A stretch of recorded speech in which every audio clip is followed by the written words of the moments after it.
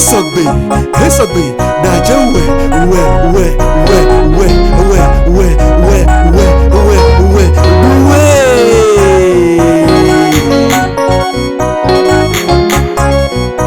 Ce que Jésus a fait dans ma vie, tout est parfait. Ce que Jésus a fait, tout est parfait. Ce que Jésus a fait dans ma vie, tout est bonheur. Ce que Jésus a fait, tout est la joie. Ce que Jésus a fait dans ma vie, tout est plein de grâce. Ce que Jésus a fait, tout est la joie. Alléluia.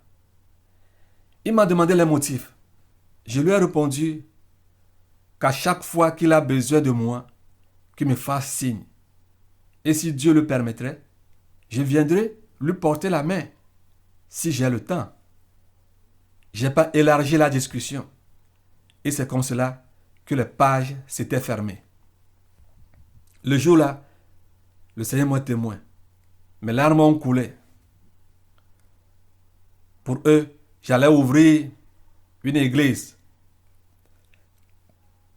Car les pasteurs qui l'ont quitté, la plupart du temps sont partis ouvrir leur centre de loisirs.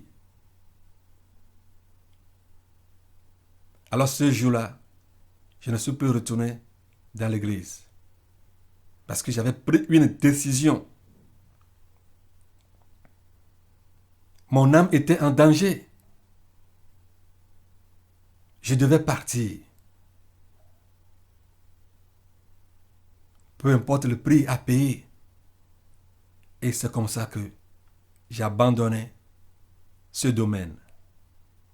Un jour, en pleine évangélisation dans la ville de Bruxelles, vers la gare routière de Clemenceau, j'ai vu un du Ghana qui aussi a ouvert son assemblée et m'invitait à venir travailler avec lui, qu'il a besoin de moi.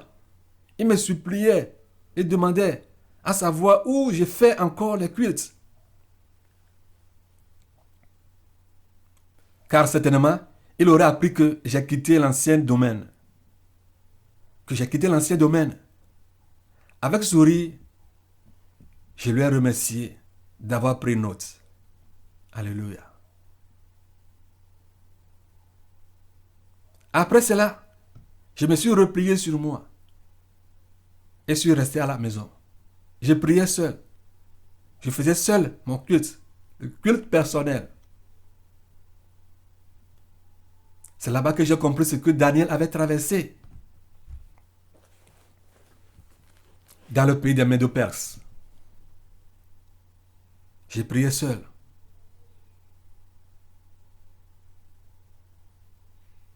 Je louais, j'adorais seul, je faisais tout seul. Alléluia. Un jour, quelque chose m'est venu en idée.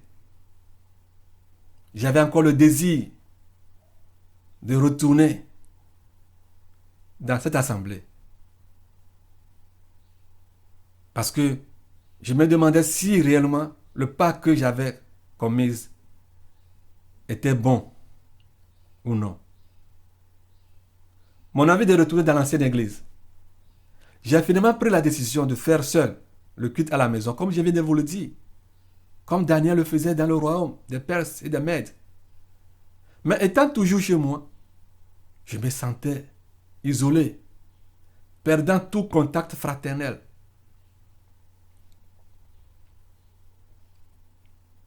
Alors j'ai décidé de chercher une autre assemblée. Un endroit où je pourrais aller servir Dieu en groupe. En groupe. Bien aimé, on pense toujours servir Dieu en groupe.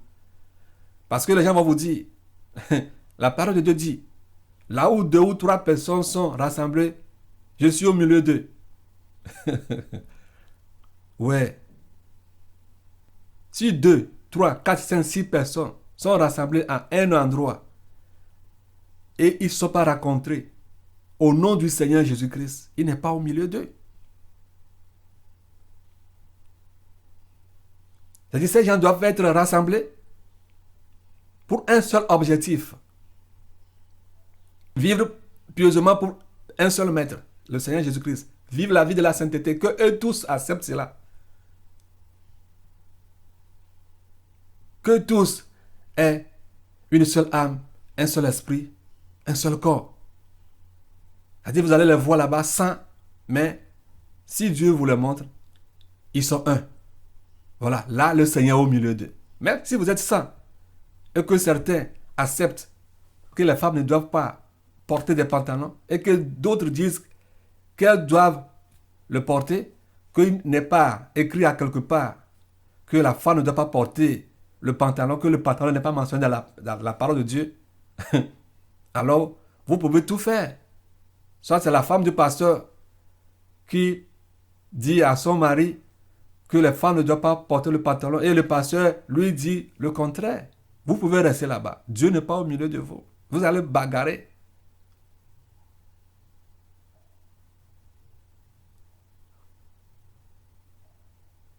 Vous allez discuter, quereller.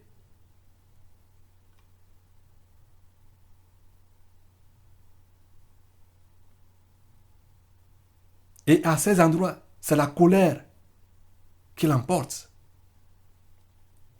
Le mépris, l'insulte. Oh toi, des gars, tu as fait ça, vas-y, tu mens, tu mens, tu mens. Dis-moi la vérité, ouvre-moi, où est-ce qu'elle est écrite? Montre-moi l'endroit, montre. Hé. Les fidèles vont dire ceci. Leur leader va dire ceci. Telle personne va dire ceci. Et c'est de la cacophonie. Cacophonie. Alléluia.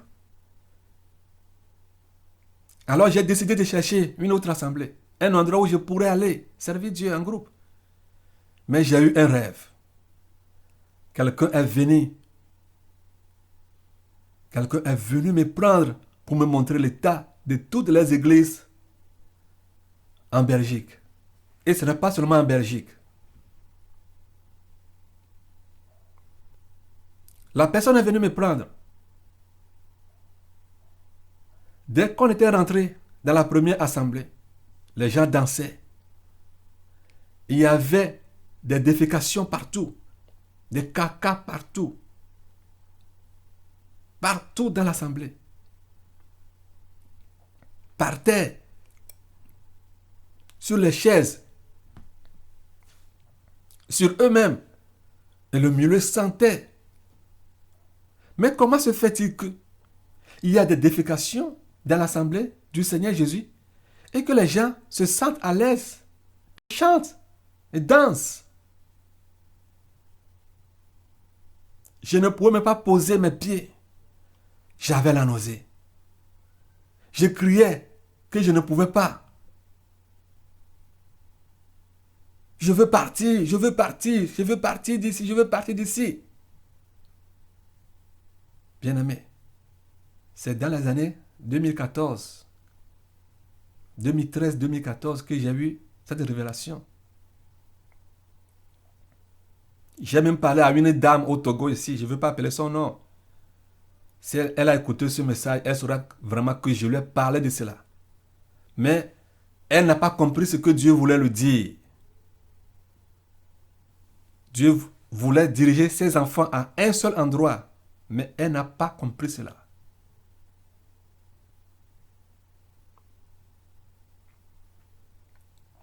Alléluia. Cette personne qui m'amenait m'a encore pris. Et on était parti dans une autre église. Là-bas, c'est encore pire. La personne a commencé à me conduire d'église en église pour voir réellement l'état des assemblées. Oh, alléluia. Seigneur, merci. Merci pour toutes choses que tu m'as faites. Je te rends la gloire. J'ai béni ton seul saint nom. Tu es digne. Merci. Je criais. Bien-aimé, vous ne pouvez même pas mettre votre pied là-bas.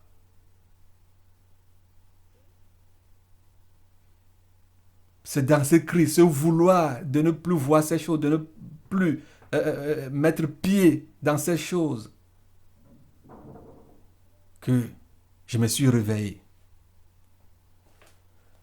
Dieu m'a fait comprendre finalement que ce qu'il avait révélé à l'apôtre Duflé, Gabriel, dans les 14 heures au-delà, concernant l'église catholique et toutes les églises du Togo, était vrai. Était vrai. J'ai vu ça. Je l'ai vu de mes propres yeux. Ce dont l'apôtre Gabriel parlait, je l'ai vu.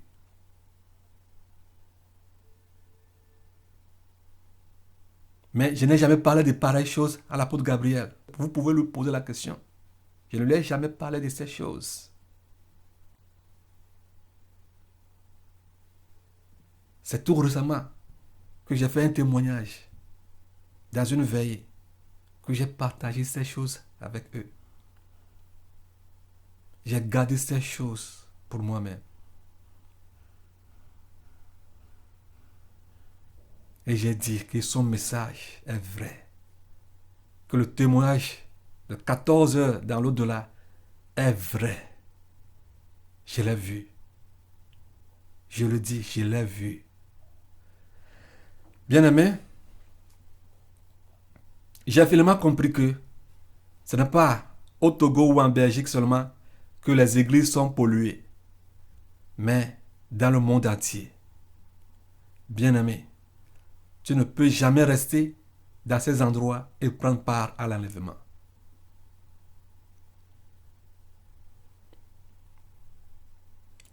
J'ai dit que peut-être Dieu ne voulait plus que je retournasse dans une autre assemblée. Alors, il m'interpelle, peut-être, je dis bien peut-être, à retourner dans l'ancienne église. Car je n'avais jamais discuté, querellé sur un point quelconque avec le pasteur de l'église et j'avais une bonne communion avec toute l'assemblée. Alors j'ai décidé de repartir dans mon ancienne assemblée. Dieu a lu mes pensées. Dieu a connu mes pensées. Comme il connaissait mes pensées. Et est vite intervenu pour me délivrer. Que Dieu délivre quelqu'un au nom tout-puissant du Seigneur Jésus-Christ de Nazareth. Au nom tout-puissant du Seigneur Jésus-Christ de Nazareth. J'ai eu une révélation terrible qui m'a fait perdre la force de retourner dans mon ancienne assemblée. Dans le rêve, c'était comme une réalité. J'ai l'habitude de prendre le tram de chez moi à Horta et descendre à la gare de Midi. De la gare de Midi, je prends le métro et fais l'arrêt à la gare de la Croix. De là, je descends et me rends à l'église. J'ai pris le métro le jour-là, dans le rêve, et suis arrivé à la gare de la Croix de Bruxelles, ville, commune d'Anderlecht. Quand j'étais sorti du métro, j'ai vu une prophétesse qui est dans l'église que je viens de quitter et qui est en train de maudire ceux qui se rendront dans cette assemblée. Elle est en train de maudire ceux qui se rendaient dans cette assemblée. Je me suis arrêté un instant. Oh, je l'ai admiré quelques moments. Oh, et finalement, j'ai dit, off, ça regarde ceux qui seront maudits. Pas moi. Mais en même temps, je me demande, cette femme que je connais, c'est ce qu'elle est? Toi qui m'écoutes, là où tu es et que tu appelles église, as-tu une fois demandé à Dieu de te montrer la nature de cet endroit? Connais-tu réellement l'identité des ouvriers de cette église? Hey, la plupart des temps on se dit frère, soeur, frère, brother, sister, brother, sister, brother, sister. Sans savoir ce que nous avons en face de nous.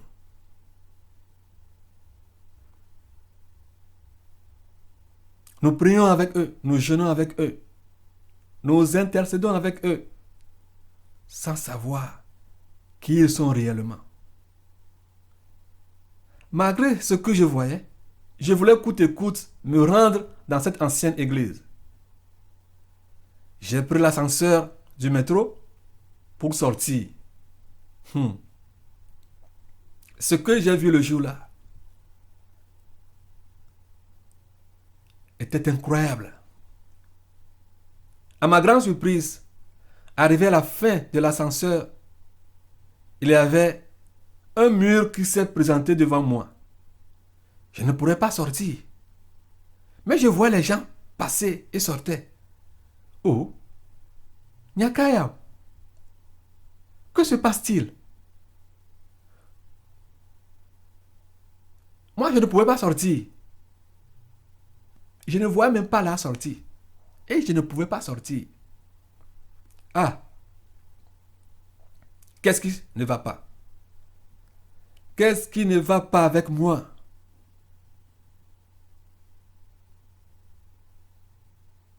Oh, suis-je en train de devenir fou? J'ai fait un demi-tour. Je suis revenu encore dans la gare. La femme était toujours présente, en train de lancer ses enchantements.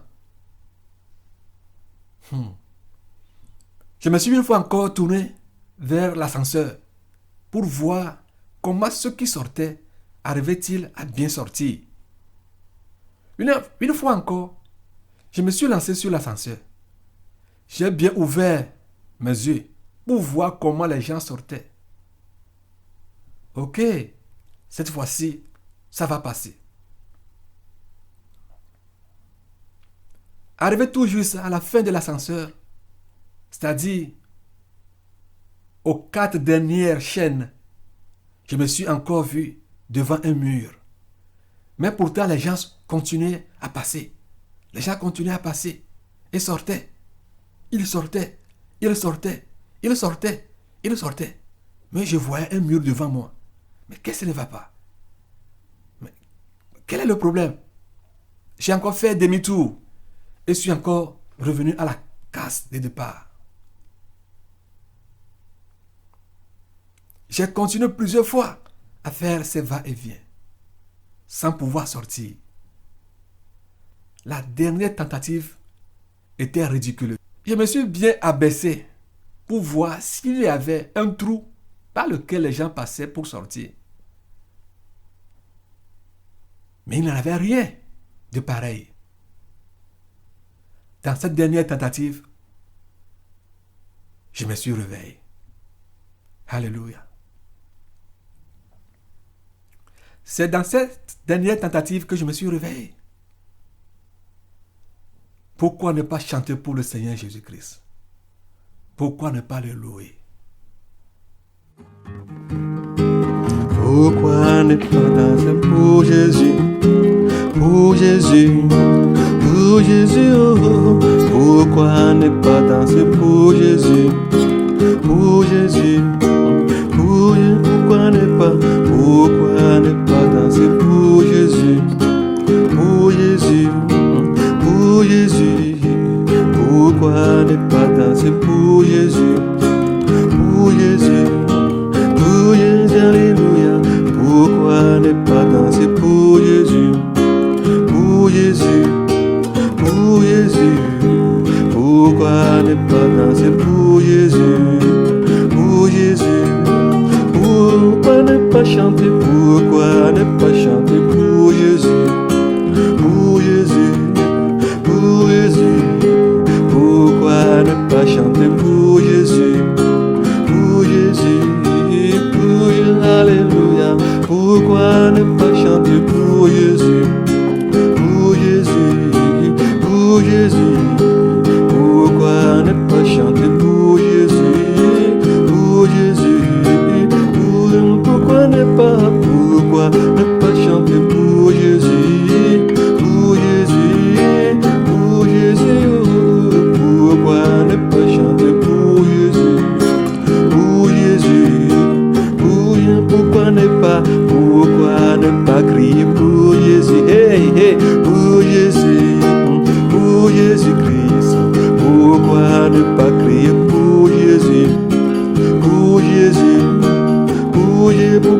pas, pourquoi ne pas crier pour Jésus, pour Jésus, pour Jésus? Pourquoi ne pas crier pour Jésus, pour Jésus? Pourquoi ne pas danser pour Jésus, pour Jésus, pour Jésus? Pourquoi ne pas danser pour Jésus, pour Jésus, pour Jésus?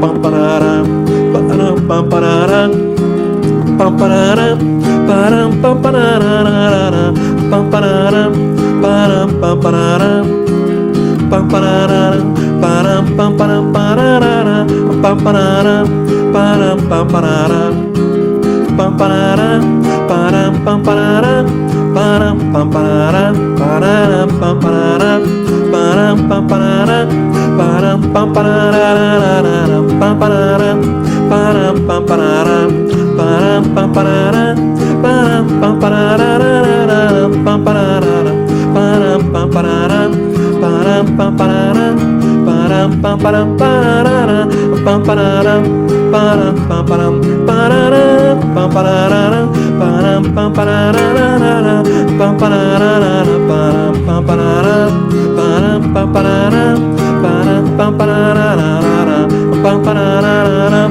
pam pam pararam, param pam pararam, param pam pararam, pararam, param pam pararam, param pam pararam, param pam pararam, pam pararam, param pam pararam, param pam pararam, param pam pararam, pararam, param pam pararam, param pam pararam, pararam. Pourquoi ne pas chanter pour Jésus, pour Jésus, pour Jésus? Pourquoi ne pas chanter pour Jésus, pour Jésus? Pourquoi ne pas crier pour hey, pour Jésus, pour Jésus? Pourquoi ne pas crier pour Jésus, pour Jésus? Pourquoi ne pas crier pour Jésus, pour Jésus, pour Jésus? Pourquoi ne pas crier pour Jésus, pour Jésus? Pourquoi ne pas crier pour Jésus, pour Jésus, pour Jésus? Pourquoi ne pas crier pour Jésus, pour Jésus? Pam pararam, pam pararam, param pam pararam, param pam pararam, pararam, param pam pararam, param pam pararam, param pam pararam, param pam pararam, param pam pararam, param pam pararam, pararam, param pam pararam, param pam pararam, param pararam, pararam, param pam pararam, param pam pararam, param pararam, pararam, param pam pararam, param pam pararam, param pararam, pararam, param pam pararam, param pam pararam, param pararam, pararam, param pam pararam, param pam pararam, param pararam, pararam, param pam pararam, param pam pararam, param pararam, pararam, param pam pararam, param pam pararam, param pararam. Alléluia. Alléluia. Oui, on doit danser pour le Seigneur Jésus-Christ. On doit chanter ses merveilles. On doit le glorifier.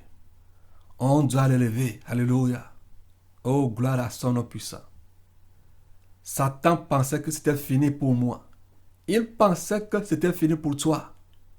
Il pensait que c'était fini pour nous. Alléluia. Mais Dieu nous a tirés parmi eux et nous a ramenés vers la lumière. Dieu nous a ramenés vers la lumière, nous a tirés parmi eux et nous a ramenés à la lumière, à la vie. Pourquoi ne pas louer? Pourquoi ne pas danser pour le Seigneur Jésus-Christ? Alléluia. Exode 15, le verset 2. Exode chapitre 15, le verset 2. Je lis la parole de Dieu au nom tout-puissant du Seigneur Jésus-Christ de Nazareth. Exode 15, 2. L'Éternel est ma force et le sujet de mes louanges. C'est lui qui m'a sauvé. Il est mon Dieu. Je le célébrerai. Il est le Dieu de mon Père. Je l'exalterai. Alléluia. Ésaïe chapitre 12, le verset 2. Ésaïe chapitre 12, le verset 2. Je lis la parole de Dieu au nom tout-puissant du Seigneur Jésus-Christ de Nazareth. Voici, Dieu est ma délivrance. Je serai plein de confiance et je ne craindrai rien, car l'Éternel est ma force et le sujet de mes louanges. C'est lui qui m'a sauvé. Oui, je peux crier que Dieu m'a sauvé. Ouh! Hey! Oh! Hey! Hey! Ah! Oh! Oh! Hey! Hey! Ah! Ah! Oh! Hey! Ah! Ah! Ya. Alléluia. Désires-tu aller au ciel, mon frère? Désires-tu aller au ciel, ma soeur? Demande à Dieu de te diriger. Demande-le de te diriger. Alléluia. La première fois que j'ai raté l'enlèvement. Alléluia. La première fois que j'ai raté l'enlèvement. Parce que quitter une assemblée de débauche ne veut pas dire que tu es déjà au ciel. Ne veut pas dire que tu es déjà au ciel. Ne veut pas dire que tu vis déjà dans la sainteté. Quitter une assemblée de débauche ne veut pas dire que tu es déjà au ciel. Ne veut pas dire que tu es dans la sainteté. Alors, la première fois que j'ai raté l'enlèvement. Alléluia. Après ces choses, avec cette assemblée, je me suis retrouvé quelques jours après dans une révélation. Je savais au-dedans de moi que je suis sur le point de voyager. Mais sur où? Je ne savais pas. Je me suis vu en face de ce pasteur et le groupe musical. On discutait sur quelque chose. Ils étaient tous nus. Ils étaient tous nus. Le pasteur, lui, au contraire, était couvert de la boue comme un porc. Je les admirais. L'état dans lequel ils se trouvaient m'était indescriptible. Parce que je les connaissais tous. Et là, je les ai quittés. À quelques pas de là, j'ai rencontré un collègue de travail. Après avoir échangé quelques mots avec lui, on s'est séparés. Après cela, un membre de ma famille. Après l'avoir quitté, je me suis vu sur la piste de l'aéroport. Et qu'est-ce que je vois? L'avion a décollé. J'ai raté mon vol. Je courais et poursuivais l'avion pour pouvoir le rattraper, mais en vain. Je courais sans cesse. Vers la fin de la piste, je me suis tourné un instant pour voir ce qui se passait derrière moi. À ma grande surprise, l'arrière était tout noir. Je ne pouvais même plus reconnaître cet aéroport jusqu'à aller découvrir la piste. Tout était noir. Quand j'ai fini la piste, j'étais tombé dans un noir total. Oh, je continuais ma course. Je courais si vite quand je le pouvais. J'entends Maintenant des bruits, des rires étranges, bizarres. Mais où suis-je?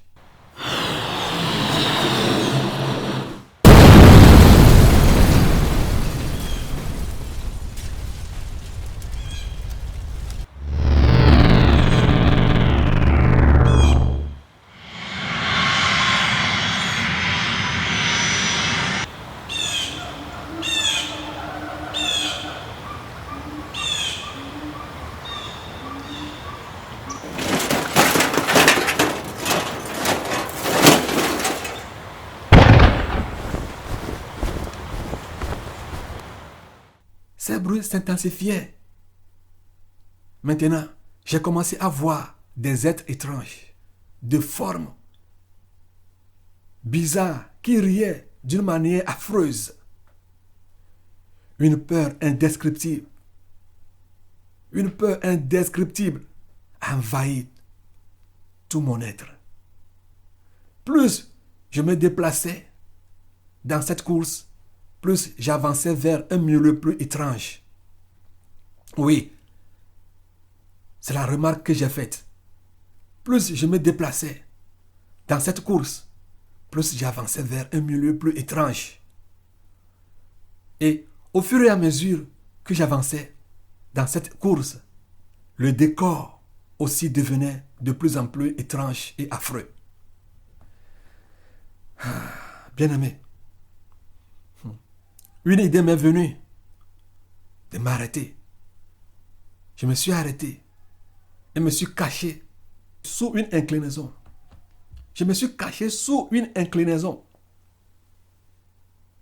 À peine je respirais. Parce que là-bas, on pourrait même entendre ta respiration. À peine je respirais à cause de la peur qui m'avait envahi. De loin, je voyais une jeep des militaires qui arrivaient, remplis de soldats en uniforme. Et, fika bona, ils m'ont localisé et venaient pour me prendre. Pas pour m'amener à un endroit de confort, au ciel par exemple, hein?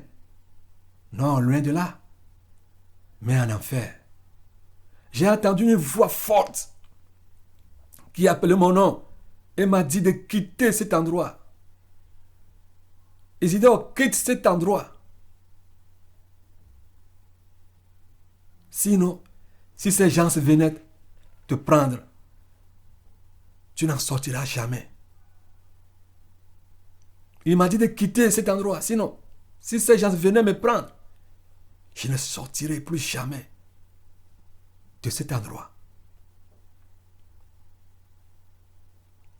Alléluia. Je prie que cette voix résonne pour quelqu'un. Résonne pour quelqu'un au nom tout-puissant du Seigneur Jésus-Christ de Nazareth. Reçois cette voix, ma soeur. Reçois cette voix, mon frère. Et sors de là au nom tout-puissant du Seigneur Jésus-Christ de Nazareth. J'ai écouté cette voix et je me suis réveillé. J'ai tremblé. J'ai tremblé. J'étais envahi par la même peur que j'avais dans le rêve. Je savais que si je mourais ce jour, j'irais en enfer. Je savais que si je retournais encore dans cette église, ce serait fini pour moi. Les églises sont polluées. Je ne peux plus retourner dans l'ancienne église, dans une autre église quelconque. Voilà l'état aussi du pasteur et les membres de l'église. Comment faire alors pour aller au ciel? Alléluia. Hébreux 12, le verset 14. Hébreux 12, le verset 14. J'ai la parole de Dieu au nom tout-puissant du Seigneur Jésus-Christ de Nazareth. Recherchez la paix avec tous, et la sanctification, sans laquelle personne ne verra le Seigneur. Bien-aimé, je savais automatiquement que mon travail pourrait me conduire en enfer. Alléluia. Quel travail je ferais en ce moment? Je travaillais dans la commune de Molenbeek. Dans la commune de Molenbeek. Dans le domaine HSH. C'est-à-dire hygiène, sécurité, habitat. Nous travaillons dans le domaine de l'hygiène, la sécurité et dans l'habitat. Il y a deux groupes qui sont là. Le secteur de génie civil ou de voirie et le secteur de la construction, rénovation et sécurité hygiénique dans les maisons sociales. Alléluia. Ma famille aussi pouvait aussi me conduire en enfer. L'église que je fréquentais aussi. Alors la paix avec les autres et la sanctification sont obligatoires pour le ciel. Obligatoires pour moi. Je l'ai vu le jour là. La sanctification et la paix. Hébreux 12, verset 14. Le Seigneur m'a fait grâce de vite comprendre ces révélations et de me conformer exactement comme sa parole le déclare. Alléluia.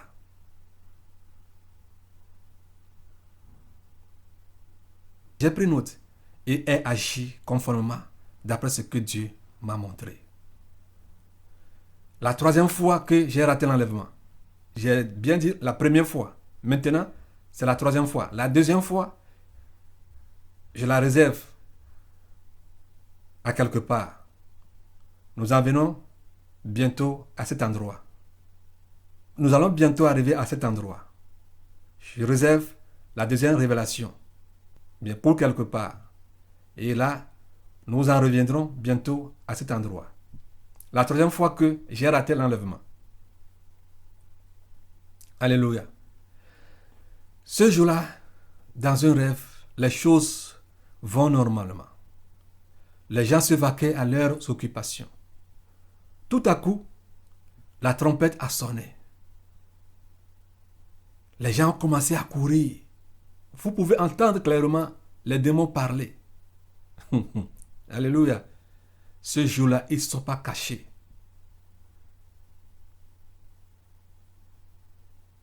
Ils parlaient. Ils se sont manifestés, ouvertement manifestés. Vous les verrez en chair, en os et en chair.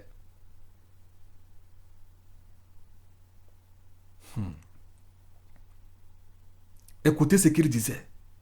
On va vous montrer de quel bois on se chauffe. On va vous montrer. Maintenant, la trompette a sonné. Vous êtes restés. On va vous montrer de quel bois on se chauffe. Waouh. Hein? Ceux qui fuyaient et partaient rencontraient d'autres qui venaient. La scène était terrible à voir. Il avait des pleurs partout. Je connais un frère en Belgique, dans l'église que je viens de quitter.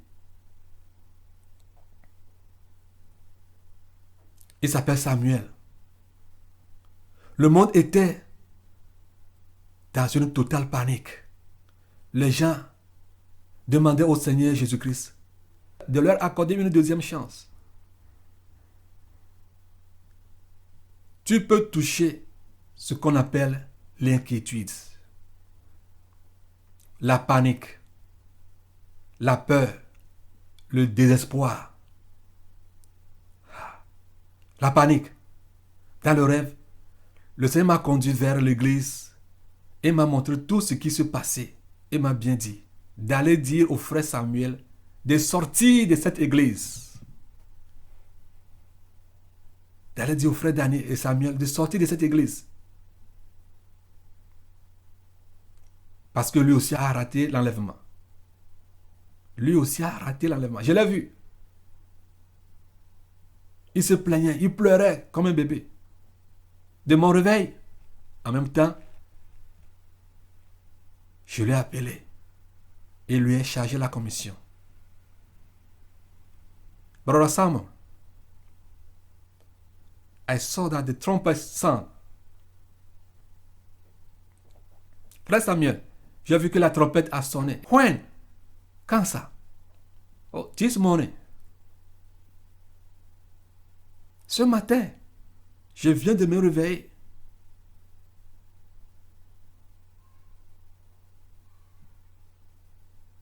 Et la première question qu'il m'a demandé est: Did I reach it? Est-ce que je l'ai atteint? Il demandait s'il a pris part à l'enlèvement. Voyez-vous, lui aussi se sentait prêt pour l'enlèvement. Il n'a même pas eu peur de dire: est-ce que je l'ai atteint? Quelle ignorance! Bien-aimé, sans la sanctification, personne ne verra le Seigneur. Je lui ai répondu: non. You are left behind. Je lui ai dit que non, tu l'as raté.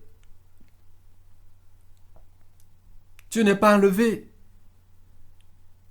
Il criait dans le rêve comme un bébé. Je lui ai dit ce que le Seigneur m'a dit de lui dire. Il faudrait que tu quittes cette assemblée, dit le Seigneur Jésus. Il m'a dit le jour-là que lui aussi est en train de faire la prière et demander au Seigneur de le diriger et que s'il est bon pour lui de rester encore dans l'assemblée et que ce que je viens de le dire lui a donné une confirmation que coûte que coûte, il doit quitter cette assemblée. Alléluia. Dieu l'aime aussi. Dieu l'aime. Dieu t'enverra quelqu'un. Dieu t'envoie quelqu'un actuellement. Ce que tu entends actuellement ne vient pas de moi. Dieu va t'envoyer quelqu'un.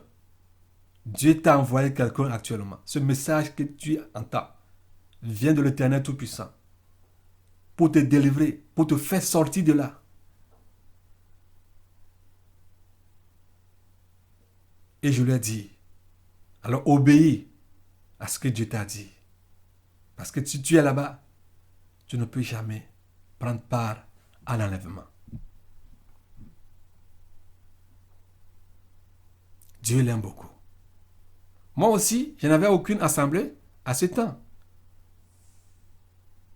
Vers où je pourrais l'attirer ou bien le diriger. Le Seigneur au contrôle. Je savais en ce moment que l'affaire du ciel ne s'arrête pas seulement sur les bijoux et les faux cheveux, mais un grand boulot qui est la sanctification. Alléluia. La sanctification. La 4e fois que j'ai raté l'enlèvement. Alléluia. J'avais vu que la trompette a sonné. Même les gens de l'église ne savaient pas que quelque chose s'est passé. Je courais et rentrais dans les assemblées. Tout juste leur dit que la trompette a sonné. Ils ne m'écoutaient même pas. Ils continuaient à faire ce qu'ils faisaient. Les gens dansaient, les gens criaient. Certaines assemblées étaient en pleine danse. J'ai crié, la trompette vient de sonner. Elle vient de sonner. Elle vient de sonner. La trompette a sonné. Bien-aimé, la trompette a sonné. Et même les églises chrétiennes, ceux qui se disent chrétiens, les églises chrétiennes qui attendent l'enlèvement ne sont même pas au courant de l'événement.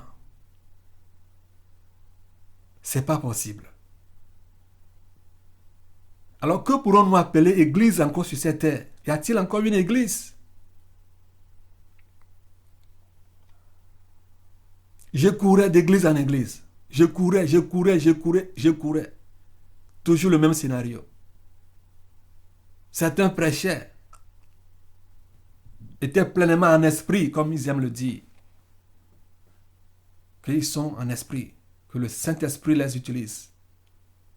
Je les appelais, j'annonçais que la trompette a sonné, mais personne ne me regardait. Personne ne prenait garde à ce que je disais. Je vais être bref. Après mon réveil, j'ai beaucoup pensé de ce qu'est réellement la vie chrétienne. Les églises dorment, sont en plein sommeil, mais pensent que si la trompette sonnait aujourd'hui, elles seront enlevées. Non, non, non, non. Détrompez-vous. Vous deviez vous préparer, vous sanctifier. C'est ça ou rien. Plus je ratais l'enlèvement, plus je me sanctifiais. Parce que je savais, au-dedans de moi, qu'il me restait quelque chose.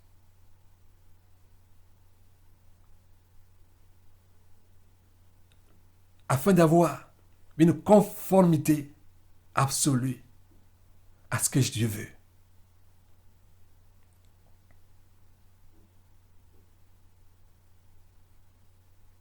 Alléluia. On doit arriver là-bas. Ne nous trompons pas que nous sommes dans la sainteté, nous allons à l'église, nous ne portons plus les collants, les faux cheveux. Hein? Nous ne défrichons plus nos cheveux.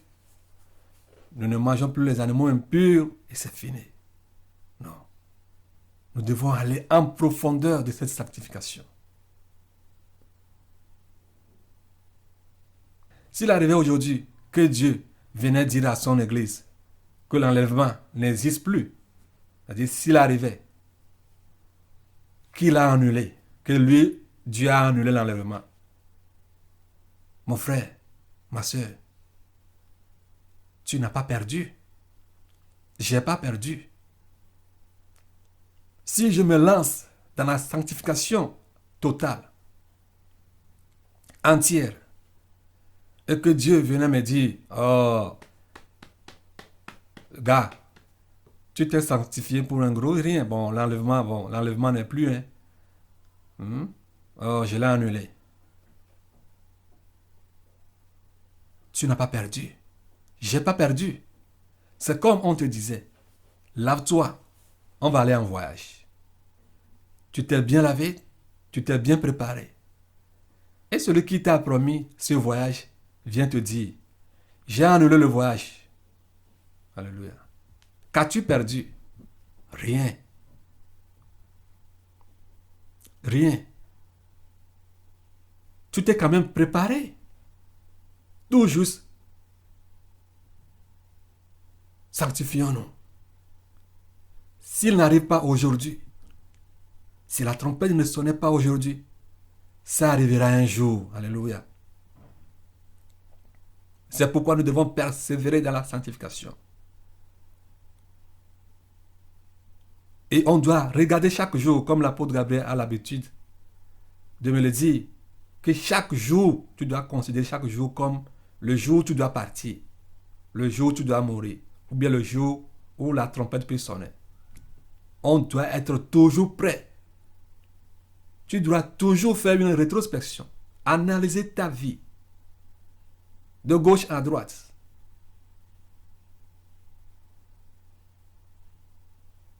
Pour voir si tu es conforme, encore conforme, plus conforme à la parole de Dieu.